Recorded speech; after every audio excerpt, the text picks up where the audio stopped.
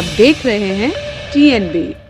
UP में अखिलेश यादव की party को एक और बड़ा झटका लग सकता है।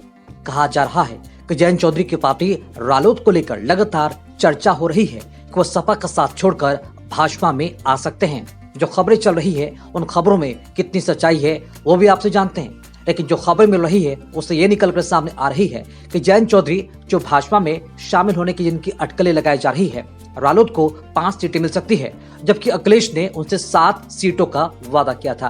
तो क्या इन्हीं वादों के खिलाफ उतरने के बाद जयंत चौधरी गुस्से में हैं और क्या पार्टी को एक बार फिर से भाजपा में शामिल करने की चर्चा हो रही है? तो आइए विस्तार से जानते हैं। बिहार में नीतीश कुमार ने इंडिया अलायंस का साथ छोड़कर एनडीए का दामन थाम लिया है और 9वीं बार सीएम पद की शपथ ली। अब उनके बाद यूपी में भी तस्वीर बदलते हुए दिख रही है। यहाँ अखिलेश यादव के साथ 7 लोकसभा सीटों पर चुनाव लड़ने पर सहमति जता चुके जयंत चौधरी भी पाला बदल सकते हैं। सूत्रों का कहना है कि रालोद की भाजपा नेतृत्व के साथ बातचीत चल रही है और इसे लेकर जल्दी फैसला हो सकता है।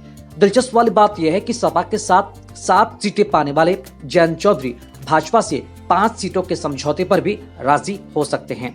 जयंत चौधरी ने सपा के साथ कई चुनावी लड़े हैं। अखिलेश यादव के साथ उनकी अच्छी केमिस्ट्री भी दिखी थी, लेकिन अब तक कोई खास फायदा पार्टी को नहीं मिला है। ऐसे में रालोद ने आगे की संभावनाओं को देखते हुए इंडिया अलायंस को छोड़कर भाजपा के साथ जाने की तैयारी कर ली है। सपा के समर्थन से मई 2022 में राज्यसभा सांसद बने जयंत चौधरी का मानना है कि यदि वे भाजपा के साथ गए तो उनकी जीत का औसत अधिक हो सकता है। सपा के साथ 7 सीटों पर लड़ने के बाद भी कितनी पर जीत मिलेगी, इसे लेकर रालोद में भी संशय की स्थिति बरकरार है। इसलिए रालोद के सपा की 7 सीटें छोड़कर भाजपा के साथ जाने की डील की करने की पहली वजह यही है। दूसरी वजह यह है कि रालोद के आगे राज्य स्तर की मान्यता प्राप्त पार्टी का दर्जा छीनने का भी खतरा है।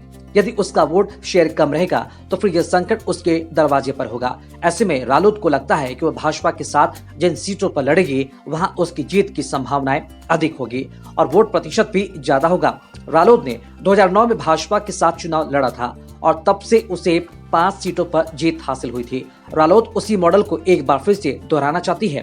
तीसरी और सबसे बड़ी वजह पार्टी के वोट बैंक के ही बिखरने का संकट भी है। दरअसल रालोद को जाट मतदाताओं की पार्टी माना जाता है, लेकिन 2017, 2019 और 2022 में जाट वोट बंट गए थे। इसकी वजह यही है कि भाजपा को भी जाट मतदाता बड़ी संख्या में वोट करते रहे हैं। खासतौर पर तब उनका झुकाव भाजपा की ओर अधिक होता है जब रालोद के जीतने की संभावना न हो। इसलिए रालोद जाटों के एक मुश्त वोट पाने और अन्य समुदाय को भी साथ जोड़ने के लिए भाजपा के पाले में जाना चाहती है।